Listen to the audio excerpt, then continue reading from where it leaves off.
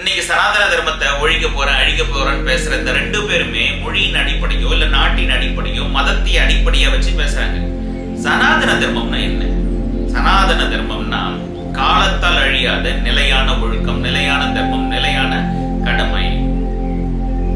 சனாதன தர்மம்னா ஏதோ பிராமணர்களுக்கோ இந்தியர்களுக்கோ இல்ல இந்துக்களுக்கு மட்டும்லாம் சொந்தம் கிடையாது.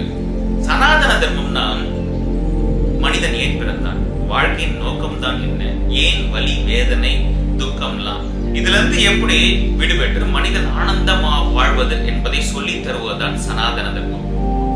எதெல்லாம் இது சொல்லுது? உபனிஷத், வேதம், வேதாந்தம் மட்டுமா சொல்லுது? இல்லையே. திருமந்திரம், திருவாசகம், பைபிள், குரான், புத்திசம், ஜெயினிசம், இது எல்லாமே தானே சொல்லுது மனுஷன் எப்படி சந்தோஷம் வாழணும்ன்றது. ஞானம், யோகம், தியானம், பக்தி, சேவை, சுய விசாரணை, இதெல்லாம் தான் சனாதன தர்மம். இன்னைக்கு சனாதன தர்மத்தை ஒழிக்க போறேன் வளர்க்க போறேன் பேசுற இந்த ரெண்டு பேருமே அவங்களுக்கு ஒரு ஆதாயம் இருக்கு, அதை அடைவதற்காக உங்களுக்கு பிரிச்சு வைக்கிறாங்க.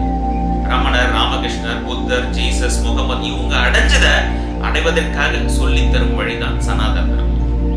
உங்களுக்கு இந்த சான்ஸ்கிரிட் வேர்ட் சனாதன தர்மன்றது பிடிக்கலன்னா நிலையான ஒழுக்கம், நிலையான கடமைன்னு சொல்லுங்களேன்.